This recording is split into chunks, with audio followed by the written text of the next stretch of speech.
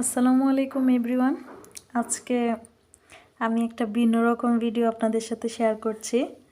এটা হচ্ছে একটা ফ্যান। আপনারা অবশ্যই ছবি দেখে বুঝতে পারছেন যে একটা ফ্যানের ছবি, বাট এটা হচ্ছে একটা ফ্যানের বক্স ছিল, কার্টুন।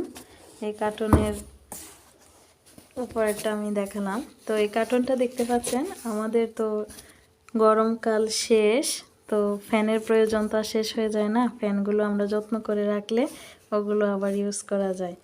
তো এই কার্টুনের ভিতরে আমি ফ্যানটা রেখেছিলাম, তো এমনি রেখে দিয়েছিলাম, কিন্তু দেখি যে তেলাপোকা ভরে গিয়েছে।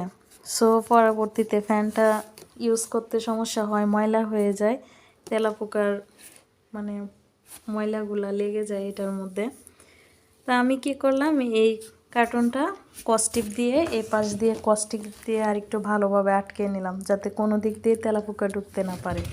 এরপরেও যদি তেলাপোকা কখনো ছিদ্র করে ঢুকে যায়, তারপরেও আরেকটা ব্যবস্থা নিয়েছি, এটাও আপনাদের সাথে শেয়ার করছি। তো এটা হচ্ছে আমার গরমের আরাম, আমার কলিজা টুকরা ফ্যান। এই ফ্যানটা আমার খুব ভালো লাগে। যত ফ্যানই থাক না কেন, এই ফ্যানের বাতাসে আমার শরীর ঠান্ডা হয়ে যায়। বাহির থেকে আসলে বা কোথাও ঘুরতে টুরতে গেলে ওখান থেকে আসার পর মানে এতটাই ভালো লাগে এই ফ্যানটা ছেড়ে দিলে, আর মনে হয় না কোনো গরম বা কোনো সূর্যের আঁচ আমার শরীরে লেগেছে। একটা প্রশান্তি কাজ করে। এই ফ্যানটা আমার অলওয়েজ লাগে। গরমে আমি সবসময় এই ফ্যানটা ইউজ করি। সো এই ফ্যানটার প্রতি আমার অন্যরকম একটা ভালোবাসা, আমি তাই এটা যত্ন করে রেখে দিব এখন। তো ভিডিওটা অনেক দিন আগে করা ছিল, আপনাদের সাথে ভয়েসের জন্য শেয়ার করতে পারি নাই, ভয়েস দেওয়ার জন্যই মূলত শেয়ার করা হয় নাই। তো যখন গরম চলে গেল, শীত আসছে, তখনই আমি এই ফ্যানটা রেখে দিয়েছি এভাবে। এই ফ্যানটা আমি এই বক্সের ভিতরে ভরে রাখলাম। ভরে রাখলে এটা ভালো হবে যে ফ্যানটা ভালো থাকবে, বা এটাতে তেলাপোকার পায়খানা থাকবে না, ময়লা থাকবে না, আর ইত্যাদি নানান ধরনের সমস্যা হতে পারে। তো এগুলো হবে না, বা ফ্যানটা নতুনই থাকবে, যেহেতু ফ্যানটা নতুন, সো এটা নতুনের মতো চকচক করবে, ধুলাবালি পড়বে না। সো এখন ফাইনালি কথা হচ্ছে, এটা রাখার পরেও দেখা গেছে অনেক সময় তেলাপোকা এটার ভিতরে ঢুকে যায়, অনেক তেলাপোকা বাসা বাঁধে, তেলাপোকা ময়লা করে ফেলে। এর জন্য আমি আরেকটা সমাধান নিয়ে আসছি। এটা হচ্ছে এই যে, এটা আমাদের আঞ্চলিক ভাষায় বলে লেপতন, আপনাদের এলাকায় কি বলে জানি না। ভিতরে একটা পড়ে গিয়েছে, ওই যে একটা পড়ে গিয়েছে, এটা আমি নিয়ে নিচ্ছি।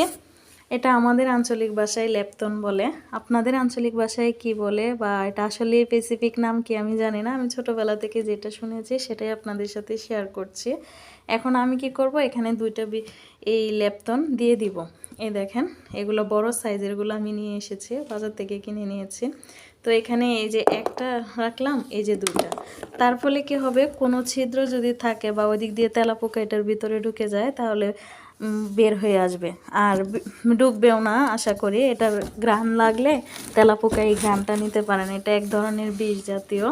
সো আমি এভাবে রাখি, আমি আমার বাসার জিনিসগুলো এভাবে সংরক্ষণ করি, বা অনেক সময় অনেক ধরনের জিনিস আমাদের এভাবে সংরক্ষণ করে রাখতে হয়, তখন আমি এই লেপতনগুলো ইউজ করি। সো আপনাদের যদি ভালো লাগে তো এই টেকনিকটা কাজে লাগাতে পারেন, কারণ আমাদের ঘরে অনেক ইম্পর্টেন্ট জিনিস আছে, তেলাপোকা ইঁদুর কেটে ফেলে। সো এগুলো দিয়ে রাখলে এই ঝামেলা থেকে মুক্তি পাওয়া যাবে। আমার ভিডিওটা এই পর্যন্তই। Thanks for watching.